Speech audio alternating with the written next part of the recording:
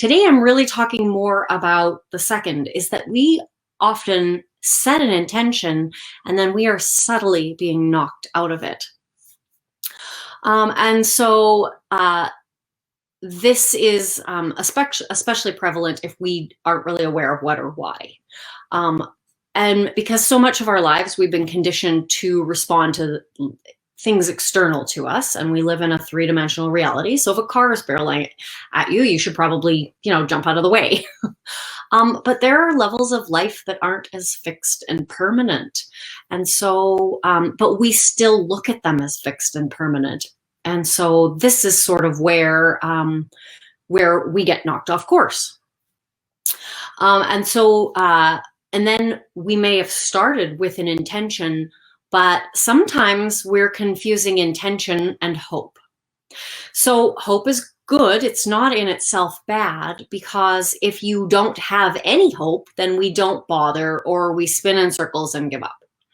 And so hope as a verb, and so like my word nerd is going to step out here a minute, but hope as a verb used with an object is a great start, because that's looking forward to something with desire and reasonable confidence of seeing it. But hope in another way, so that's hope without, hope as a verb without an object, means essentially that we feel something desired may happen. And the problem is, that's like hoping for a hot summer day. And when the rain starts, then we begin to lose our hope. Hopefully you can kind of see the subtle difference is that one of them you go in with trust and confidence, and one of them it's just, well, it might, but you're still entertaining the idea that it might not. Because hope, it's like desire. It's an excellent starting point, but if you get stuck in there, you never actually move into intention. And so you may think you're in intention while not actually being there. And so think of it like this. If I have, from a hope perspective, I hope I'll drive to the grocery store today. It's better than having no hope of driving to the grocery store. But think of how it compares to I am driving to the grocery store today. And so sticking to this like grocery store analogy, most of us treat our intention a bit like hope. So when we get a flat tire, we move out of intention and back into hope. So I was going to go to the grocery store, but I got a flat tire, so now I'm hoping to go to the grocery store. And the subtext of that is, but based on this flat tire, it doesn't look like I'm going to make it. And so that is really where, if you have set an intention, you want to look and see when your circumstance, and in this case, this is the flat tire, is knocking you out of intention and into hope.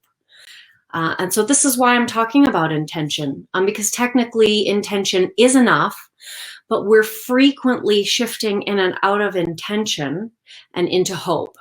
Unless, and again, this is why I always suggest you go really internally driven, because you can determine where you are. If you are starting to entertain the idea that maybe it's not going to happen, or that it's not happening, then you are not in intention, because intention is making a decision.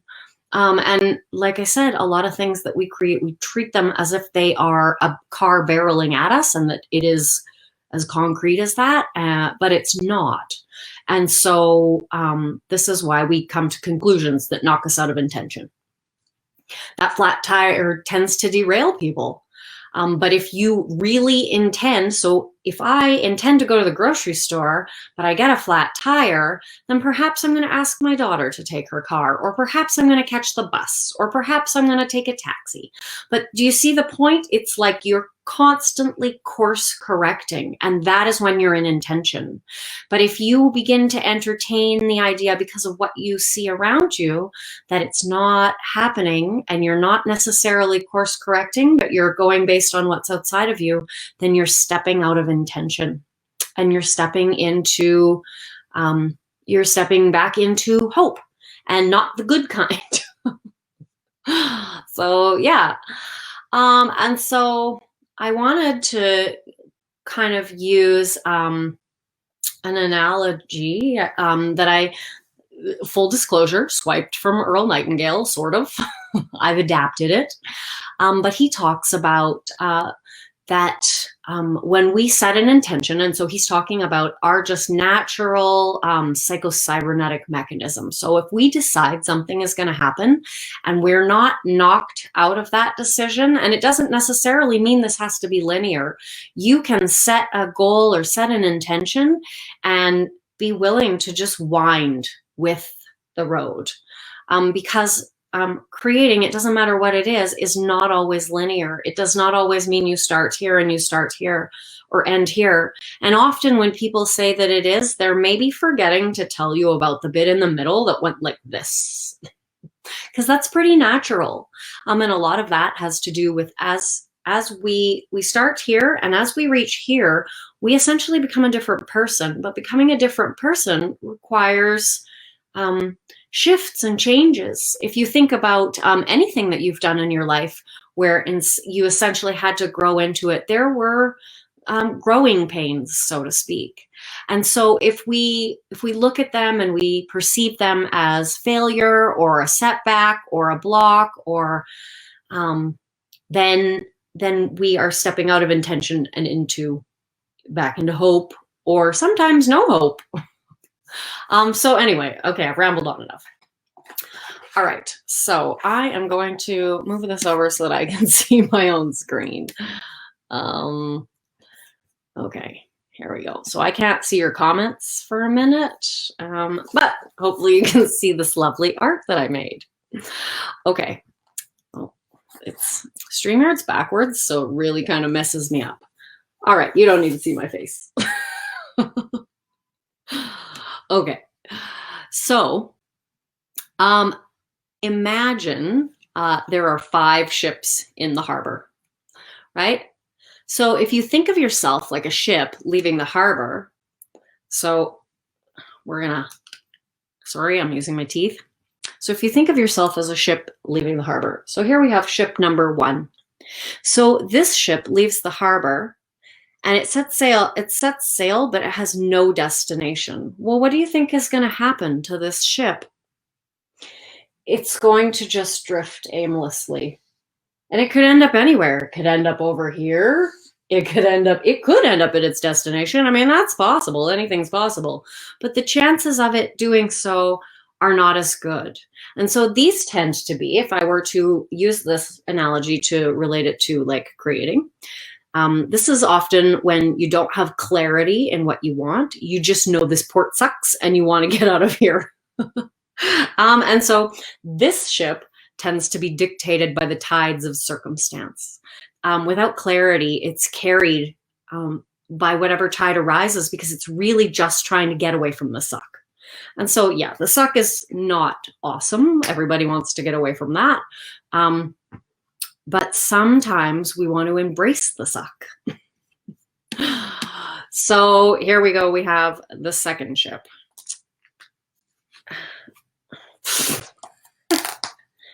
All right. So we have the second ship.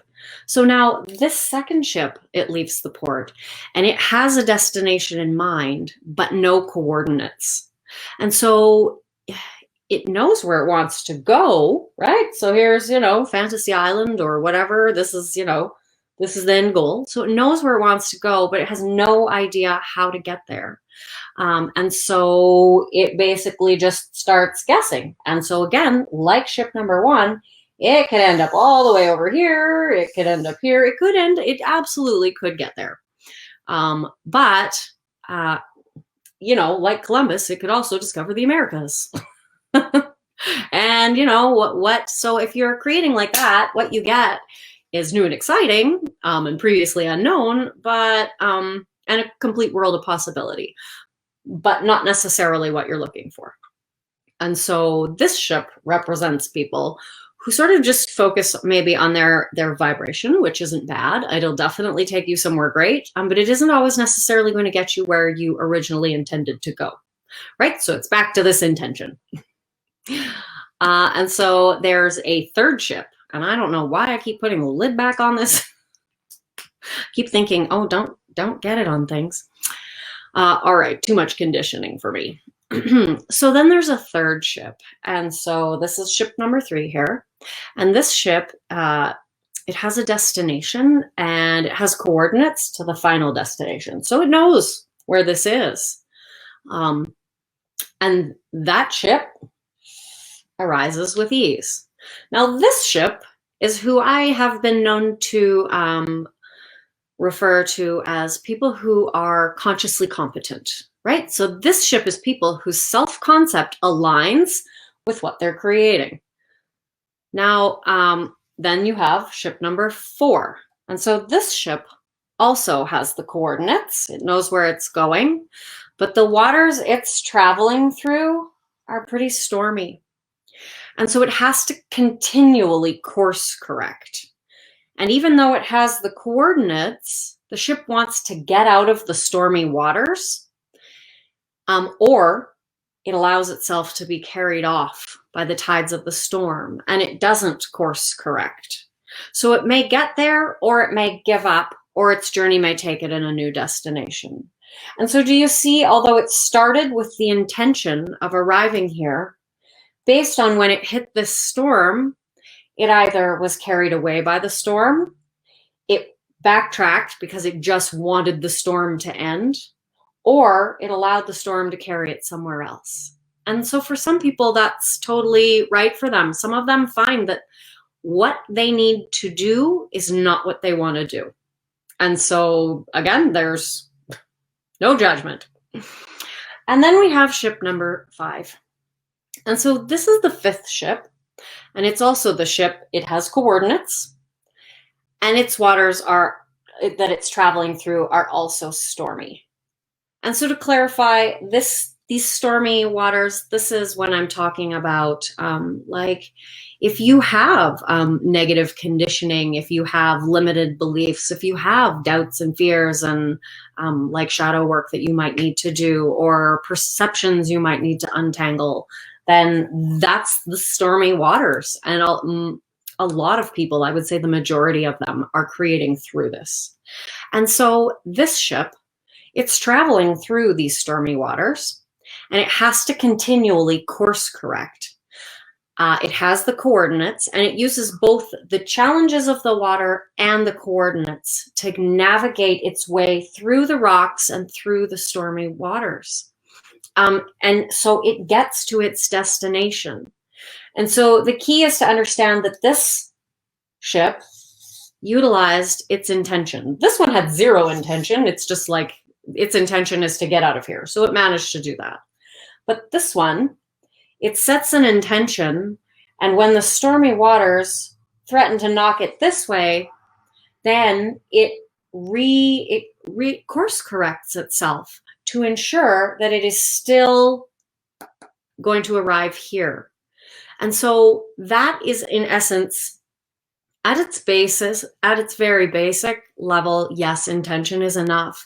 But for most of us, these stormy waters are going to come up, and then no, intention's not enough, because you have to course correct, and you want to not make getting out of the stormy waters the goal, because often that's what you need to navigate your way successfully through.